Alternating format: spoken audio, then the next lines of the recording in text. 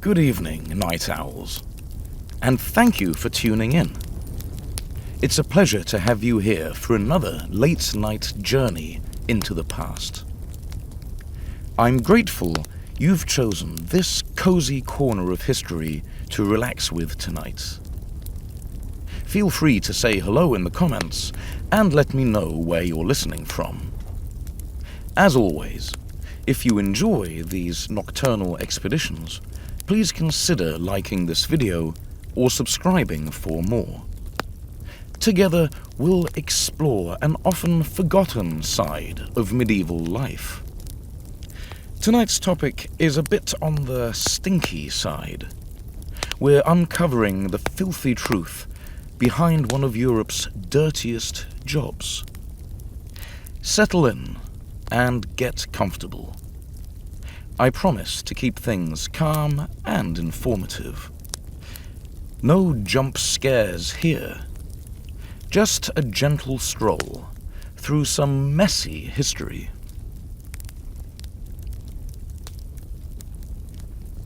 Now, take a deep breath.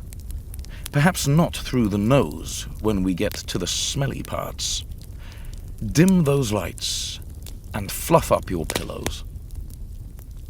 Tonight, we journey back to the year 1350, walking the narrow, lantern-lit streets of medieval Europe. Our destination is not a grand palace or a famous battlefield, but the very gutters of history. Quite literally. We'll be exploring how people in the Middle Ages dealt with their messes. Tonight's journey takes us into the world of medieval sanitation, from overflowing streets and outhouses to the unsung heroes who cleaned it all up after dark. The Gong farmers. Make yourself snug. Maybe turn on a fan for some gentle background hum, and imagine the distant echoes of a medieval town at night. As you listen, you'll learn about the men who spent their nights doing the jobs nobody else wanted, and why their smelly work was so essential. Let's begin. In our modern world, you flush the toilet and never give it a second thought. But in the medieval era, there were no flush toilets or sewer systems to whisk away waste. The first flushing toilet wouldn't be invented until 1596, and even then it was a rarity, while widespread sewer networks didn't appear until the 1800s. People in the Middle Ages had to devise other, far more primitive ways to manage their daily filth. And manage it they did, albeit not in ways we'd find very sanitary today. Picture a medieval castle or a town house. For the wealthy in their stone keeps, there might be a simple private latrine called a garderobe. This wasn't much more than a small, closet-like room with a wooden bench and a hole. The hole often led to a chute built into the castle wall. If the castle was cleverly situated, that chute might drop the waste straight into the moat or a nearby river. Many castle garderobes simply let everything fall into a cesspit at the base of the walls, or directly into the moat. You can imagine the smell wafting up. Even kings and queens weren't spared the stench. For example, in London, some medieval privies emptied directly into the River Thames. effectively turning the river into an open sewer. If you were an average townfolk, you likely visited a communal outhouse, politely called a house of easement, or you dug your own pit privy in the yard, if you had the space. These outhouses were wooden shacks built over deep holes in the ground. They were deliberately made a bit leaky, not to annoy the neighbors, but so that liquids, the less solid stuff, could drain into the soil. That left the solids behind in the pit. This was a functional design. A well-built cesspit under an outhouse might take months or even a year to fill up. But when it did fill up, someone had to deal with the results. Because if you didn't empty that pit, it would eventually overflow, and that meant foul sludge seeping into streets, or even into nearby cellars and wells. Medieval city dwellers lived cheek by jowl.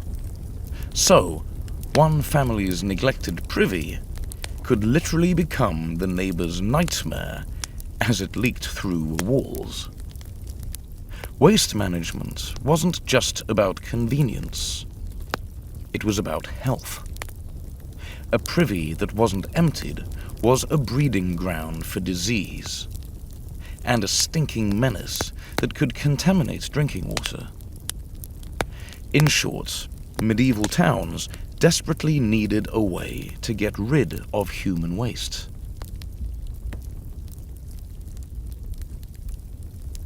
Thus, even without modern plumbing, medieval people found stopgap solutions. Many homes kept a chamber pot under the bed for nighttime use, to be dumped out in the morning.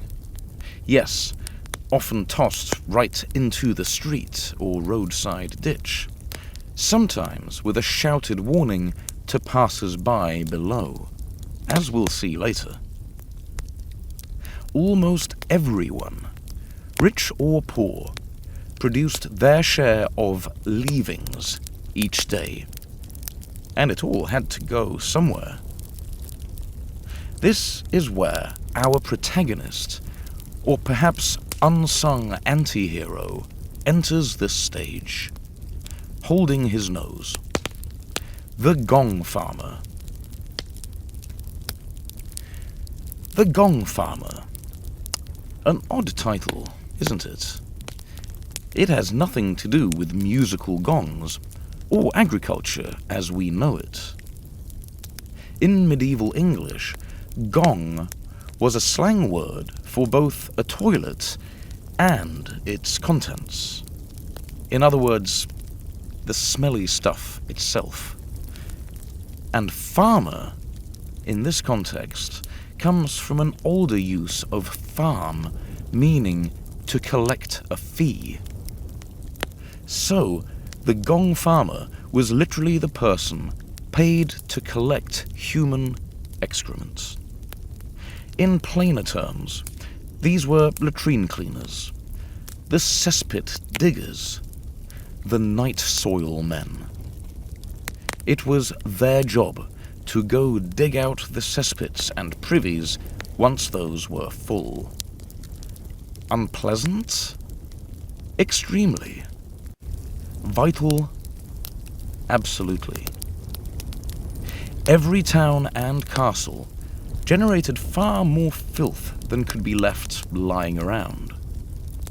By law or necessity, cesspits needed to be emptied regularly, often about once a year in busy places. This was a job that had to be done, but no one wanted to see or smell it while it was happening. So, as you might guess, Gong farmers did their work after dark. They were also called nightmen, because their work hours ran roughly from 9 p.m. to 5 a.m., when most townsfolk were indoors and, hopefully, asleep. You can imagine the quiet hush of a medieval town at night, broken only by the creak of a cart and the muffled clinking of buckets. That's the Gong farmer and his crew making their rounds.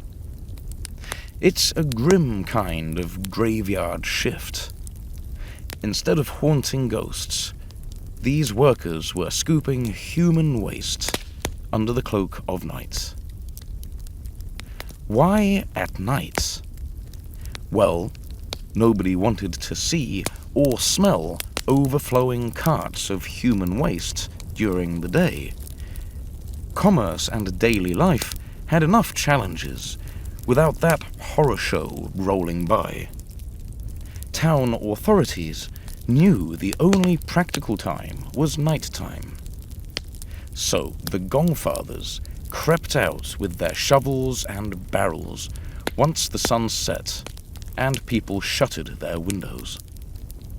In fact, there were often rules explicitly forbidding them from hauling ordure, a polite word for you-know-what, before 9 p.m. Only under cover of darkness could they ply their malodorous trade. Being a Gong farmer was not some casual odd job. It became a recognized, if reviled, occupation. Often, a team of men worked together on a single filthy pit. They'd arm themselves with shovels, buckets, and long-handled tools. One poor soul would climb down into the cesspit. Yes, into the belly of the beast, and start digging out the compacted waste. Another would stand above to haul up the loaded buckets on a rope. A couple more might ferry the buckets to a waiting horse-drawn cart. It was heavy, brutal work. Cesspits could be several feet deep and wide, stewing with years of accumulated sewage. Imagine the physical strength and mental fortitude needed to shovel that muck in the dark by lantern light, knees or waist deep in foul sludge. It truly puts any bad day at the office into perspective. Once the Gong farmers had excavated all the filth from the pit, what did they do with it? They became, in a strange way, nighttime delivery men. All that night soil, as it was delicately called, had to be transported outside the town or city walls to be disposed of. Usually, they'd haul it to designated dumping grounds on the outskirts of town, sometimes known by charming names like Dung Wharf or Lay Stall.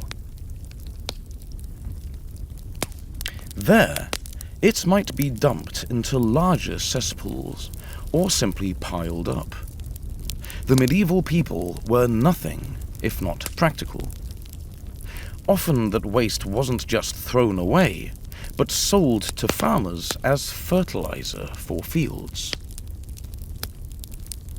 Yes, one man's waste quite literally became another man's gold, or at least manure for his crops. For rural farmers, human excrement was a valuable source of nutrients for the soil. The Gong farmer's cart, reeking as it was, could be seen as carrying a commodity in its own right. There's an old saying from ancient Rome: money doesn't stink, coined when the emperor put a tax on urine collection. And it fits here too. the Gong farmers earned their pay by selling poop to farmers.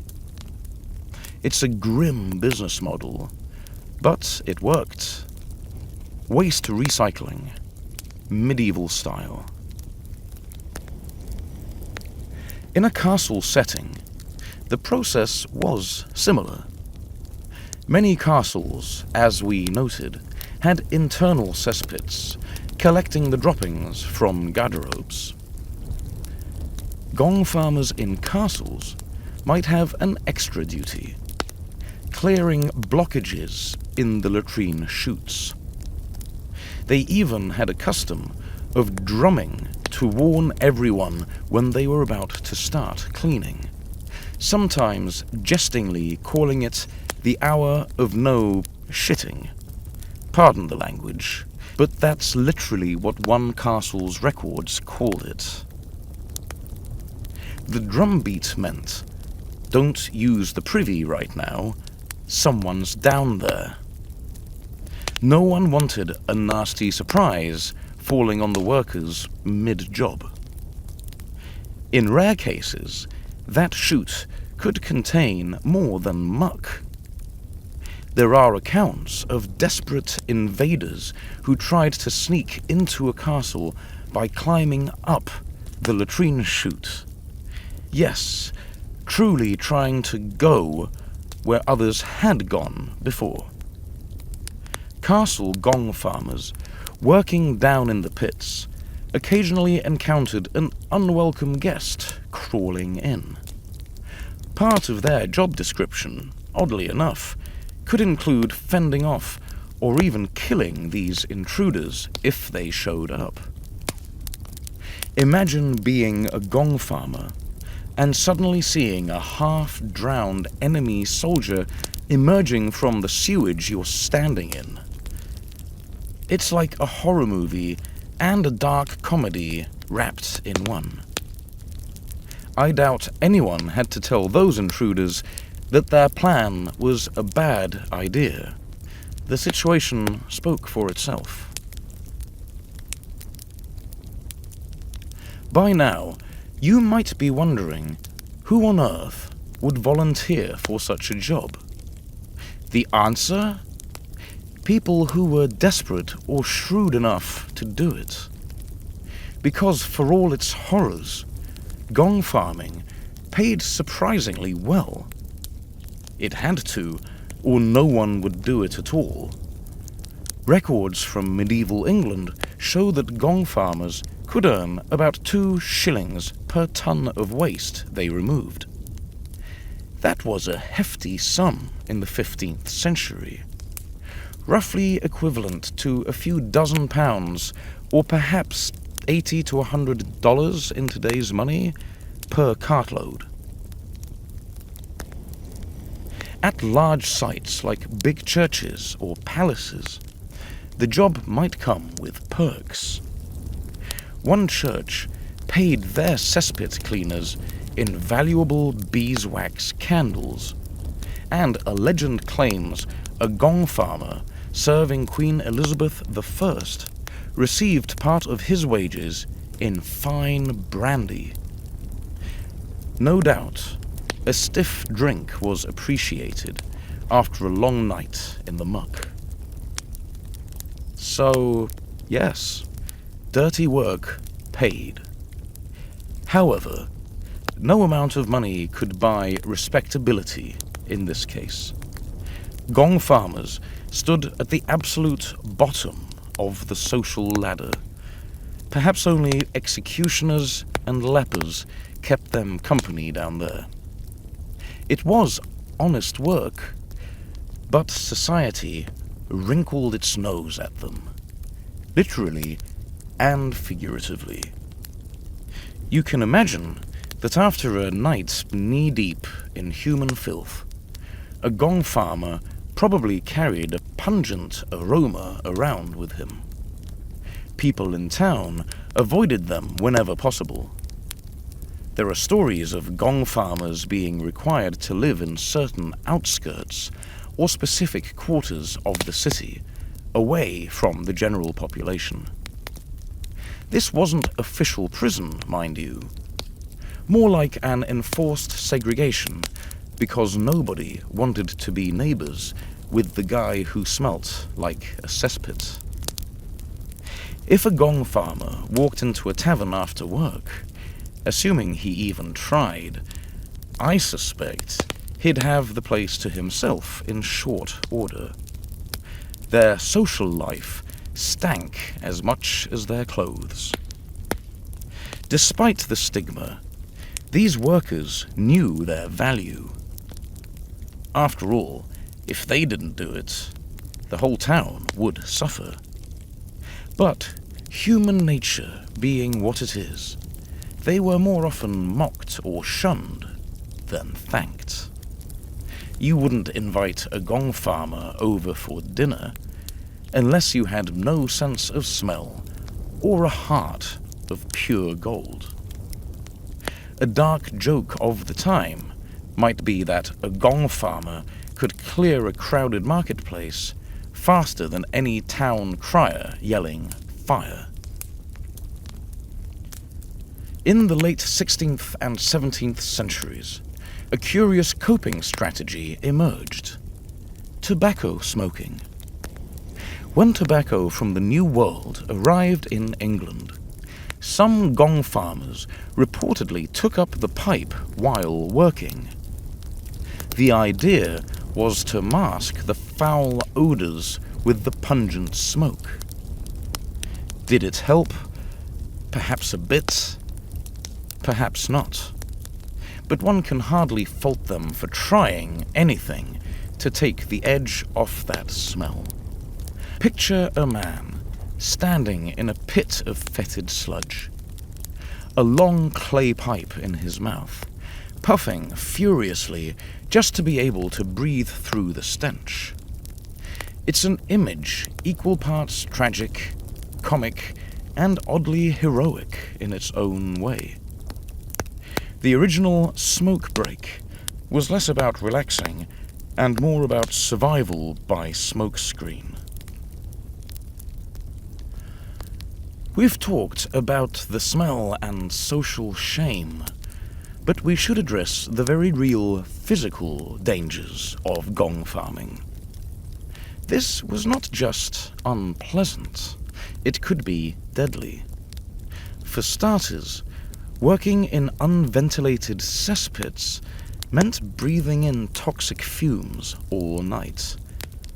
Methane, ammonia, and other noxious gases build up in decomposing waste. Down in those pits, air could get thin and foul. It was not uncommon for Gong farmers to become dizzy or even pass out from asphyxiation due to the gases. Many surely climbed out of a pit, pale and gasping, thankful to see the stars and gulp fresh air again. The unlucky ones might be overcome by fumes and never climb out at all. In tight underground spaces with little oxygen, a faint could quickly turn fatal. Additionally, the structures they worked in were often rickety and rotten. Remember, many privies were just wooden planks over a hole. As waste accumulated, it produced moisture and heat, which could rot wood and erode brickwork. The floor or seat of an old privy could give way without warning. A nasty surprise for anyone, but especially for a Gong farmer below. In fact, one of the most infamous tales from medieval London is that of Richard the Raker. Richard was himself a Gong farmer by trade. One evening, in 1326, he went to use his own privy, presumably on his day off. Even latrine cleaners need a rest. Tragically, the wooden platform collapsed under him. Richard plunged into the deep cesspit beneath and drowned in the very filth he had made a living cleaning. It is a horrifying and darkly ironic story. The man literally drowned in human excrement. To add to the grim humor, as records note, the worst part was that he wasn't even working at the time. This happened on his day off, in his own home outhouse. Writing that with a wry shake of the head, poor Richard became a cautionary tale told for years after. It's the kind of story you almost have to laugh at because it's so dreadful. A classic piece of grim medieval humor, perhaps told in alehouses with a knowing grimace. There once was a Gong farmer who went out the way he lived, in deep trouble.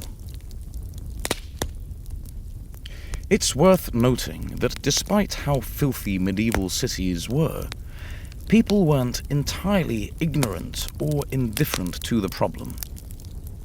Historians still debate whether medieval society was truly as filthy as the later Victorians liked to believe, or if people made genuine efforts at cleanliness given their limited tools.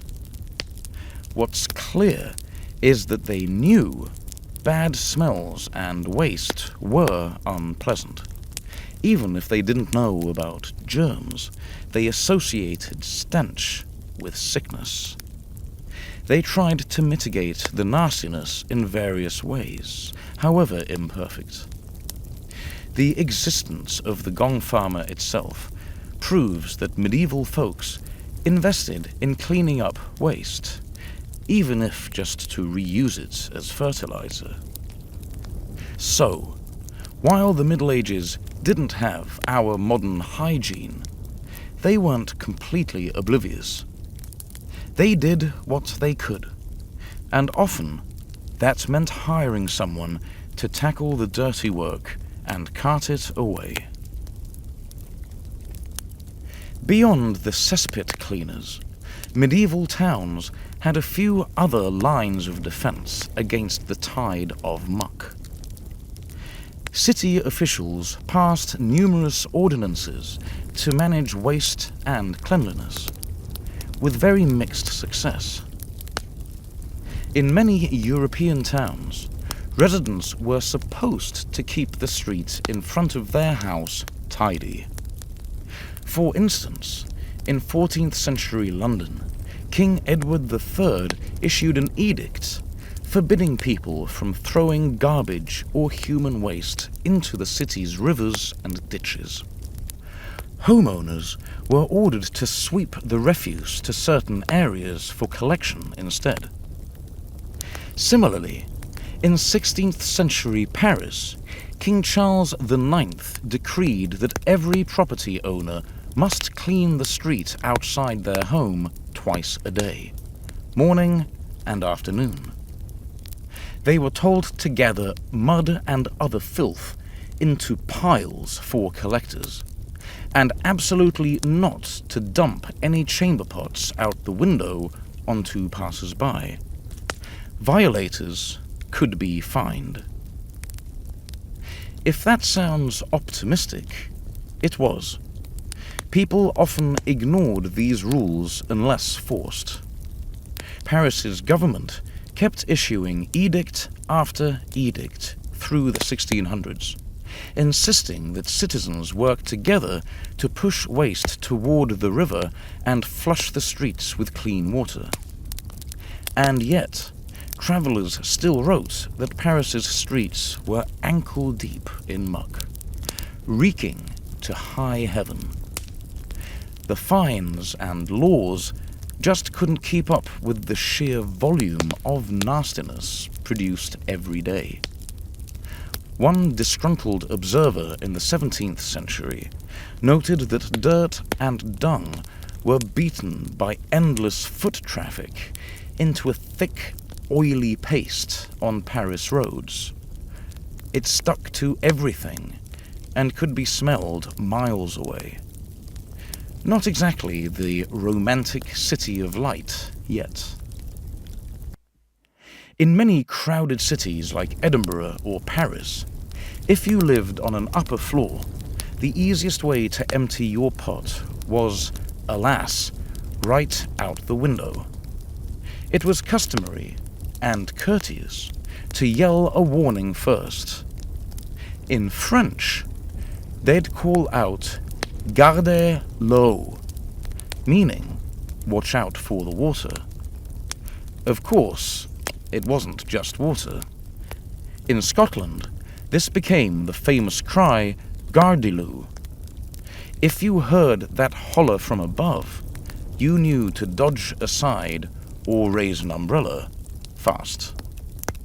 A shower of unpleasantness was incoming. Some unlucky pedestrians didn't move in time and got an unwelcome dousing. Eventually, cities tried to restrict when people could do this.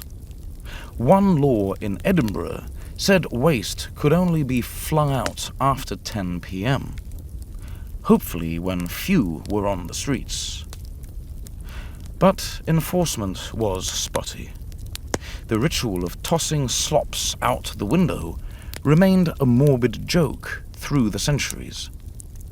It's even sometimes said to be the origin of the British term loo for toilet. As we drift toward the end of our journey, let's take a moment to reflect on what we've seen and smelled tonight. The medieval Gong farmer may not be a heroic figure in shining armor, but in his own